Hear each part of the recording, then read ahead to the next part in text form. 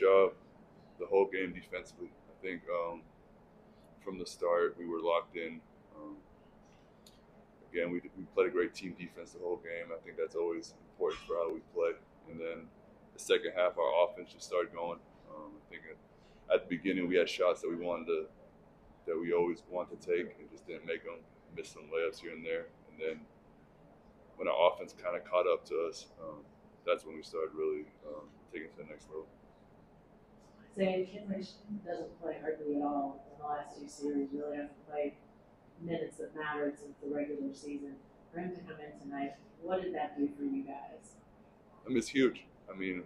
Just seeing how he approaches every day. We see how he stays ready, and also just the mental part. I think that's the biggest thing. You can do so much physically, but to mentally be ready to go, even if you haven't played the last two series, really, you have to give him a lot of respect. He was huge for us today. But then also, even when he didn't play, he was always locked in. He was always talking to us during timeouts, on practice days, and so it wasn't like he wasn't locked in. He was always helping us throughout the other series too. He told me that they've got a group of guys that don't play much but have a game often on game days. What have you seen from those guys? What do those games look like? A lot of smack talking back and forth. No, I think our coaches do a great job of keeping everyone ready. And so just seeing out on a day-to-day basis, you always have the trust that no matter who's going in, he's going to be ready. He's going to have a big impact. Last series, it was Jay Will who came in. Maybe didn't play that much the series before, but we all knew when he was going to come in, he was going to have a big impact. And so we always trust anyone on the team. Andrew Schleck, the Athletic. Cason's role seems to be just expanding as the playoffs go on. Yeah.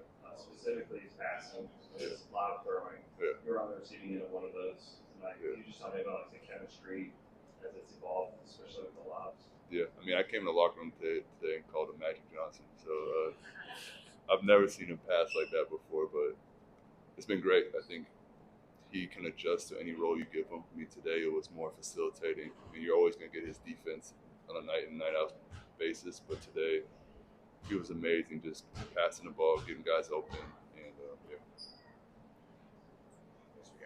Yeah, Isaiah, Mark was in here and said he thought it took you guys a little while to recalibrate from series to series because Minnesota was so different than Denver.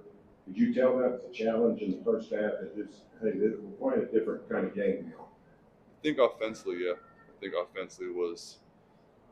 I don't know how much Denver played zone, but it felt like it was almost every second of the game. So I think just coming in, playing man-to-man for the first time kind of in a while, took a bit. We got shots what we wanted. We missed some layups. And, yeah, I think that was the biggest thing is that offensively we weren't really making our shots, but defensively we were locked in the whole game. And then we started making our shots. That's when we kind of got the lead. One of the things that Mark has said about this team is that everyone sacrifices for this team. Yeah. What is it about the brotherhood of you guys that allows you to continue to be so selfless? I think that we trust one another. I think we know whoever goes in, he's going to play his hardest and do what's best for the team. And, again, we want all each other to succeed. It's not like there's no egos involved. And I think that's what makes it really special, that no matter who's in, we're supporting one another. Some nights it's your night, some nights it's someone else's night.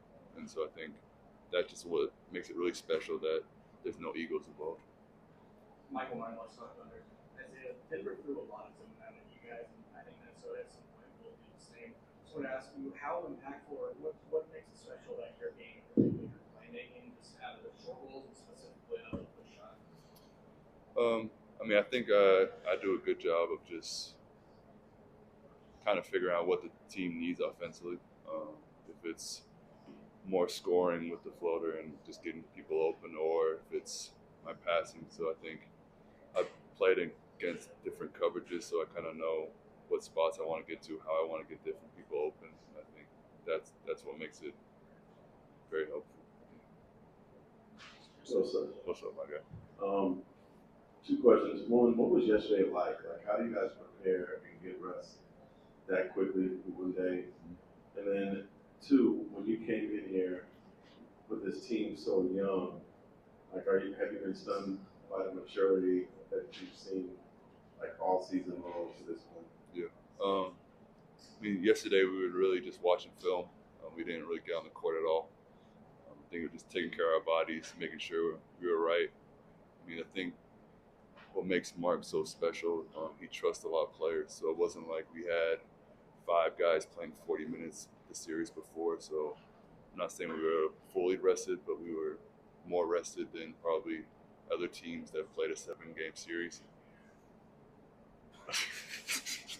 Sorry. And then maturity. Yeah. Hey, you want to sit down? You sit down, man. You sit down. My son and shit.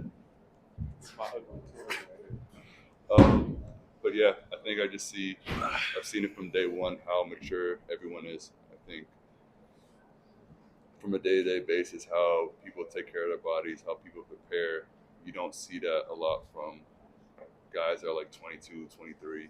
And I think that's what makes us special. That, yeah, we're young, but I think we're a lot more mature than people know we are. Jeff, what clicked in the fourth quarter for you? They got, I think, an 8 with a big 3. It looked like they were making an opportunity. One corner, you were on the off the course later. What kind of click for you? I think I was just playing with more energy. I was out there stinking it up in the first half, and the game's not going to reward you for that. So I just feel like I turned up the intensity, played harder. I was able to find a little more gas in the tank, and then